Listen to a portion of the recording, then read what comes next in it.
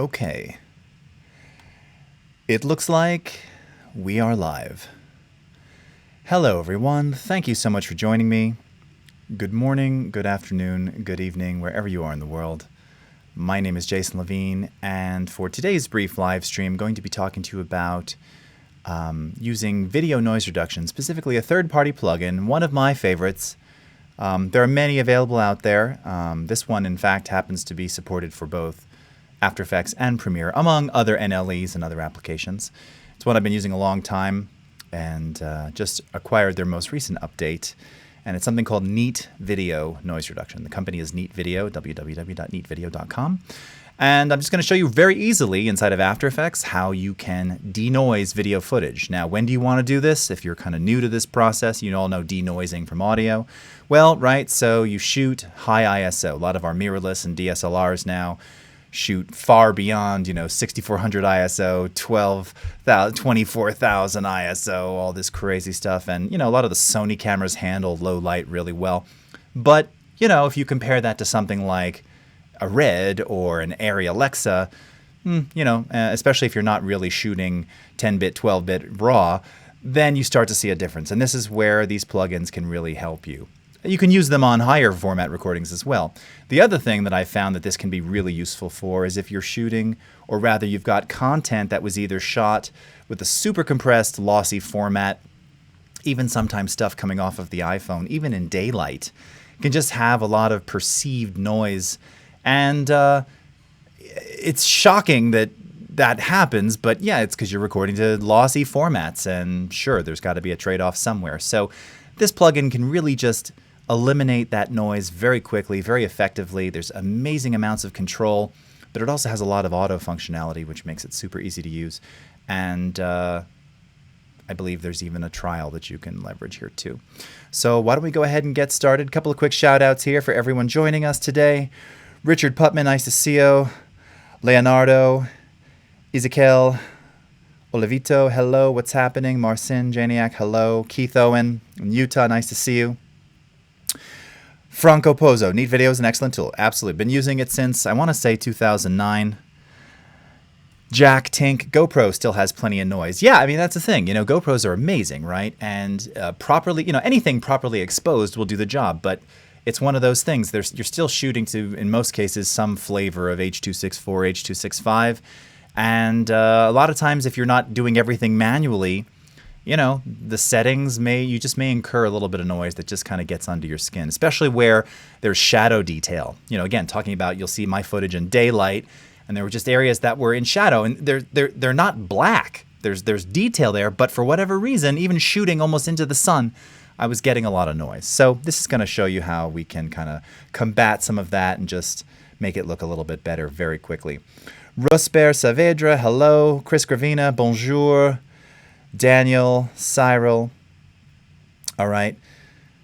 Digital Pocket Cinema Camera 6K. Yeah, I mean, so many options there. Renee from Arizona, what's up? Fellow desert friend, how are you today? All right. Siguror from Iceland. Oh, very nice. Thank you for joining us. Over to the YouTubes. We've got Renee Vasquez. Faizan Feroz, hello. CL. Karen Brisa, nice to see you. Donald Ping. Okay, you're going to catch the replay. And over on Twitter Periscope, we've got We Are Gamers, Dana Pride. Always great to see you. Coy Blake, Rivaldi. All right, very nice. And Jack, thank you. Okay, well, let's go ahead and get started. I'm going to switch my screen over. We'll save questions until the end here. This is going to be a short one because luckily it's super fast and easy. Also, I'm noticing here that I kind of have some kind of Farrah Fawcett 70s, a lot of body in my hair today.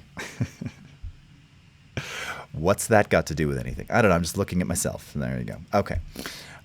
You want to get the Sony a7 III. Yes. Great camera. Okay. So here we have some content that I just shot a couple of weeks ago while I was in Alaska.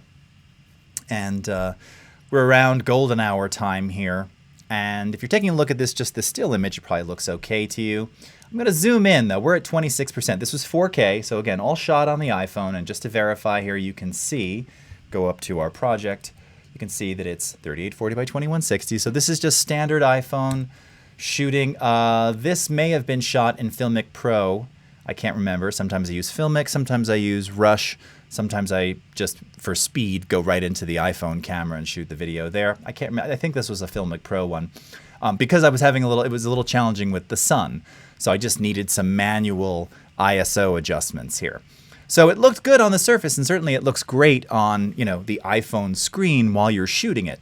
But when I got back to the desktop weeks later and played this back, and I'm going to zoom in here because we're at 26% to fit it all. Let's go to 100. So when we're at 100%, all right, let's move this around a little bit. You can already see that there's a lot of noise. There's a big mess going on right here, right? You can see it just flickering. If this were film, that would be some lovely grain. But that digital noise seldom looks good, especially when, in the case of this shot, it actually has some nice sharpness in the foreground, right? So, again, I was really happy with this until I got home and looked at it and thought, oh man, this doesn't look very good. So I wasn't so happy. So this is what we're going to fix now. And ultimately, again, there's all different situations where you might use noise reduction. This is just one particular clip that I pulled that I think is going to work pretty well. So how do you access the noise reduction? Well, again, it's from a company called Neat Video. Now, there's lots of them out there. I just want to point that out. Red Giant makes them. There's many other providers of video noise reduction plugins. This is just one that I've been using a long time and happen to like. No deal with them or anything like that. No endorsing of anything. Just I like this, and this is what I use, so I'm getting to show it to you. So if you go up into your effects and presets, you'll see among all the effects and things, under Neat Video, we've got Reduce Noise V5. They're on version 5. Of course, you can also access that from the effect menu. I typically like to just drag and drop. What's also nice about this, you'll notice that this is a 32-bit effect. So again, on a recent live stream, we talked about how do you avoid things like banding and some of the pixelization issues when exporting to a compressed or lossy format. So you'll see, to take advantage of, and particularly for removing noise, right? I want to be in as high a bit depth as possible, so I'm working in 16-bit here. Now, you might also argue, well, it was shot on the iPhone, H.264, it's compressed, it's lossy anyway, what's the point? Yes, but if we're going to process that noise in an 8-bit comp, yeah, then we're kind of missing the point, and it's not going to do as great of a job, and there could be additional artifacting when we export again.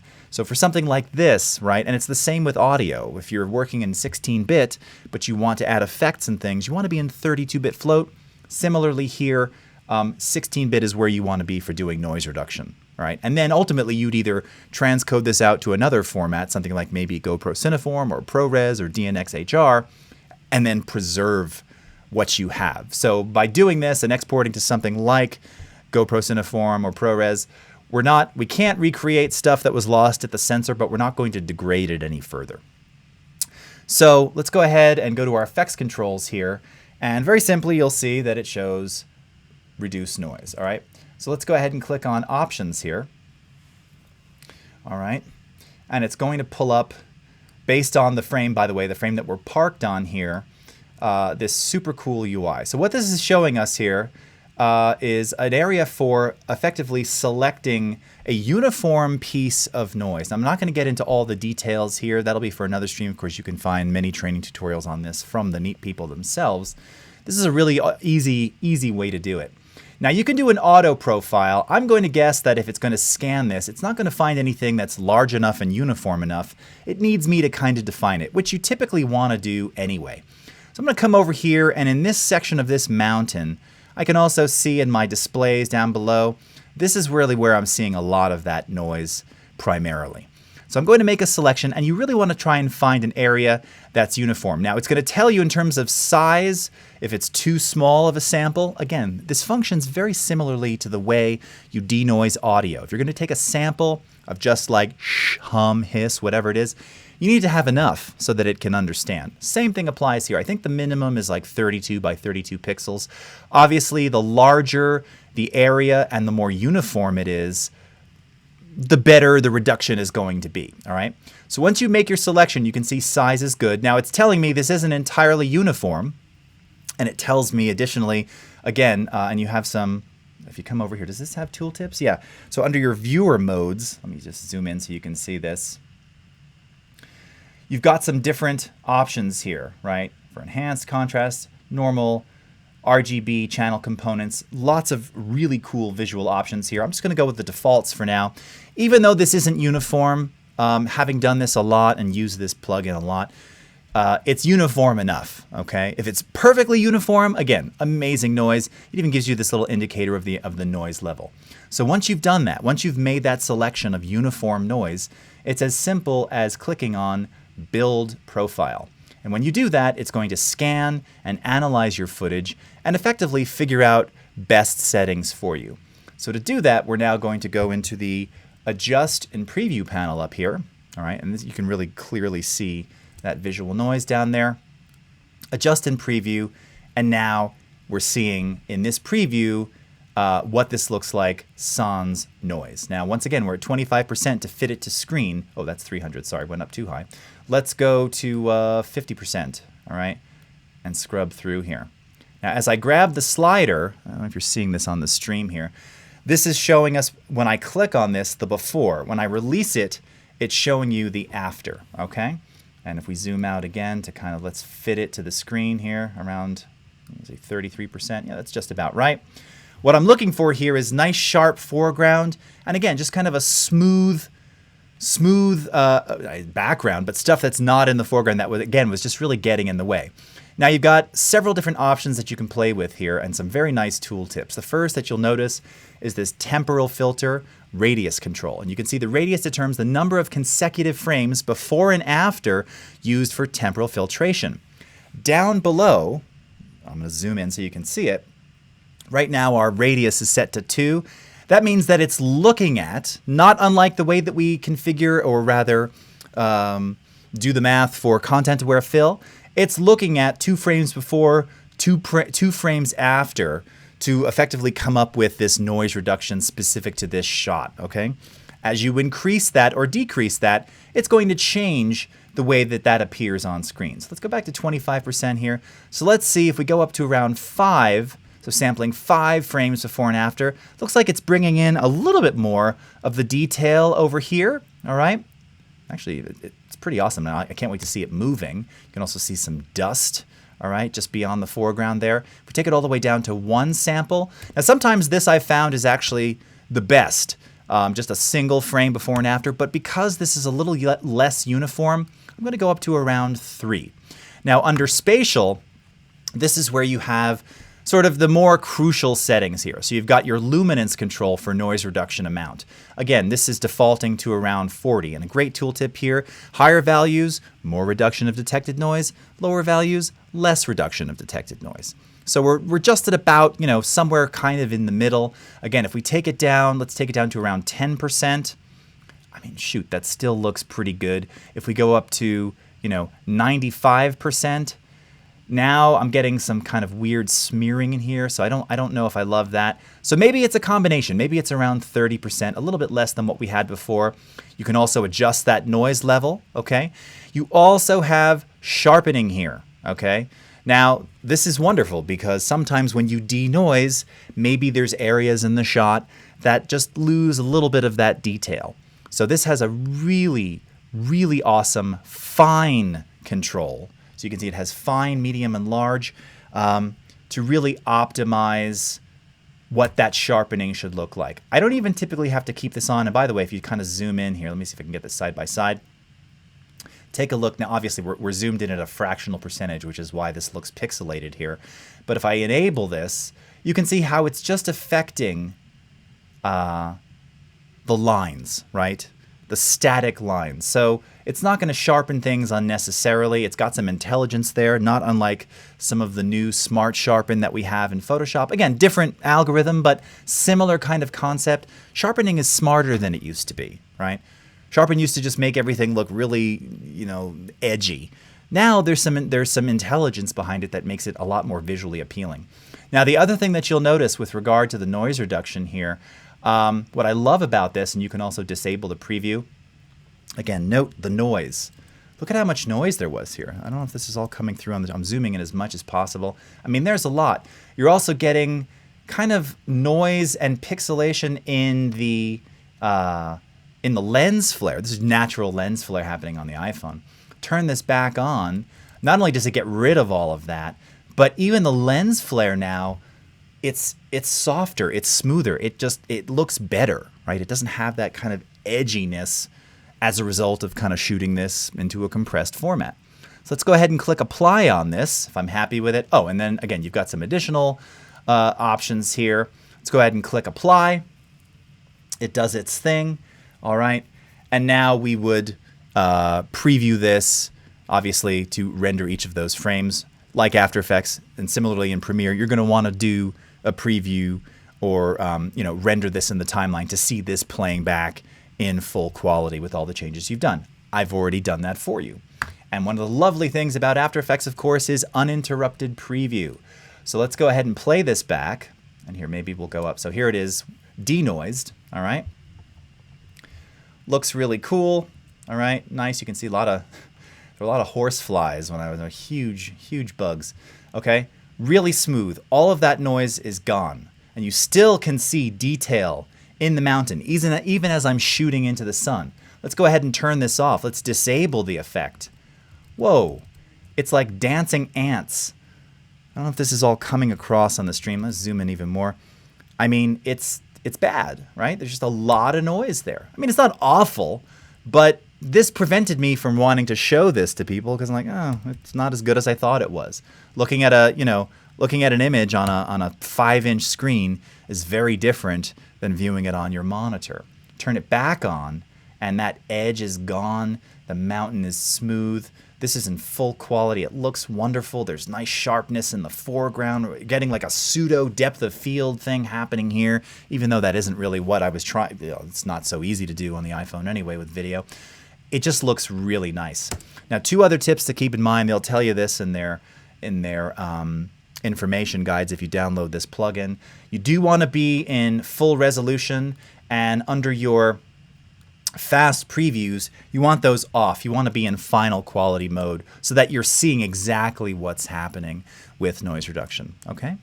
And that's really it. It's that simple. Now, as mentioned, this plugin is also supported in Premiere Pro as well. So if you're working in tandem between these and you happen to do your denoising here in After Effects and you dynamically link or bring this project into Premiere, all the same settings applied. They're already there. You don't have to change anything. Similarly, if you were doing something in Premiere, you denoised footage and now you wanted to add effects or Cinema 4D options, you could do that here in After Effects, and that neat video noise reduction with all of the parameters that you set will carry over via dynamic link as well. So you have an enormous amount of flexibility with this. It's just a great plugin. It functions beautifully. It renders pretty quickly as well. Again, going back a few versions ago, back when things were different and Premiere was different, yeah, it might take a while. Now, this is only 3 seconds, right? We're looking at approximately 75-ish frames. But it renders pretty quickly for what it's having to do, and it gives you a beautiful result. Okay? All right. So let's go ahead and bounce quickly over to the chat, see if there's any momentary questions here. And if not, I'm going to let you go because I got to eat. All right. Hold on. Let me switch let Farah switch the camera. All right. All right. Let's start with YouTube. See if we've got any questions over here. All right.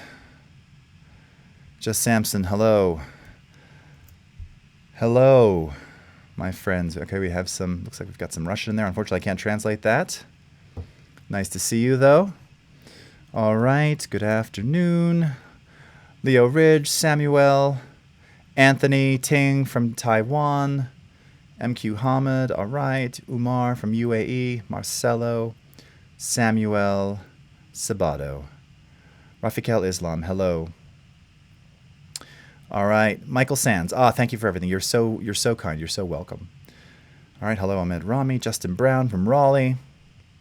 Okay. All right, Shaquille, when will After Effects be node-based? You mean a completely different format than the way that we work now? I mean, you know, I can tell you that people ask for that.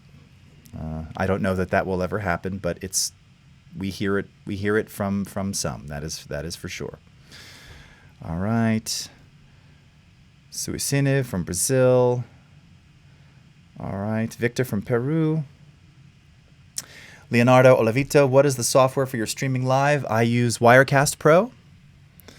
All right. Dana Pride, thank you. This looks easy to use. It's super easy to use.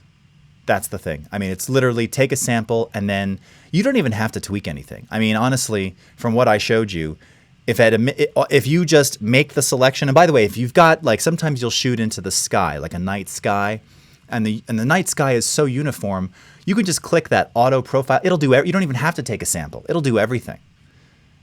So, but in any case, just taking a sample, create, build profile, you're pretty much done. And then the only things you have to concern yourselves with are the noise reduction slider. Maybe you want to, again, adjust the noise floor offset slider, and then any post noise reduction sharpening that, perhaps if it really requires a lot of noise. I was testing it on some old 5D Mark II footage shot at, I don't even remember now, 12,800 was like the highest ISO back in 2011 or something. So this denoised it very nicely, but it definitely needed a little bit of sharpening. Because again, and the codec back then, the H.264 that Canon was using, I mean, was it like 10 megabits? It was pretty low. So super compressed compression artifacts on top of just noise from high ISO recording. And this did an amazing job of kind of, just making it look a little bit better. Okay. All right. Kitsia, how are you? Very nice to see you. All right. Okay. Christopher, when will Premiere After Effects get its own good denoise? Yeah, I don't know. Again, that's high on the list. I wish we had it, frankly, as well. So, it's definitely, if this is the kind of thing that you want, I would highly recommend going to our wish list. I'll put it in the chat here on Facebook and ask for it. Austin Lawrence. So I don't know what version you've got. Again, this is version 5. I mean, I've been using it since... oh, hello, Perry Lifeguard. Welcome. First day on Periscope, it says. That's a neat message. Austin, I've been using it since, like I said, 2009.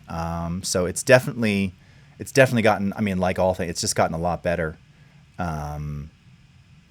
over time. All right. Okay. Let's see. We've got any more over here. Alex. Yeah, I mean, again, I think this is a great feature request. So here, let me go ahead and put I'm actually going to put the link for our wish form in there. Oh, wait, hold on. That's a different browser. Bear with me while I do that. If you want to see native noise reduction in Premiere Pro, you can do it at the wish form, or you can do it on user voice. I'll put both of these in there. Hold on. So here's the wish form on Facebook. Sorry for those of you on Twitter Periscope. Can't put links in there. I mean, I probably could, but this is a little long to post in there. And let's do user voice. And by the way, user voice, more so than the wish form, this is really how this is how features get added these days. Not all of them, but many of them. And all of our product teams go there on a regular basis and rank. People have to vote things up. So if you get 50 people saying, yeah, we want noise reduction, figure out a way to get it natively, they're going to listen. And we're trying to find ways to make that happen for you. Okay. Michelle, any advantage of doing this in AE instead of Premiere? Nope, no real difference. I mean, that's kind of the nice thing, is that there's parity between the two. It functions the same way. You're still, as I mentioned, going to want to render to see it in action. I'm trying to think. I mean, there's no functional difference. Again, based on whatever you're doing. I mean, I guess the nice thing is if you're doing VFX shots, it's nice that you wouldn't have to dynamic link something like that over to After Effects. You could use it natively here. And the other way around as well. If you're bringing in VFX, but you've got a clip that before you apply those VFX coming from After Effects maybe needs some treatment, you can do it on the Premiere side. It is a separate, well, you can buy that as a bundle, but they're theoretically separate plugins for each app. So there's a bundle price for the two of them. Or you can buy one individually. Also, there's a standard version and a pro version. The standard only handles 1080p. So, and it's very inexpensive. It's about 70 something US dollars. So if you're only doing 1080p, that's what the standard is for. But the pro version is, I don't know if it's fully resolution and independent, but it certainly does 4K, which is really mostly what I'm using. And I'm sure by now it probably supports higher rasters as well. Okay. All right. You're very welcome, Alex. Okay, let's see if we got any more on Twitter Periscope. Sheldon. All right, MFK. Sweet. Okay. Well, that's it, my friends. Well, thank you so much for joining me. Again, you'll be able to watch the replay here on After Effects Facebook, on YouTube, on Twitter Periscope. I'll be back tomorrow, Friday, for an audio mixing stream. So you'll find me on the Premiere Pro Facebook page as well as on my YouTube and Twitter. So until then, have a great morning, afternoon, evening, wherever you are in the world, and we'll see you again next time. Take care, everybody. Bye-bye.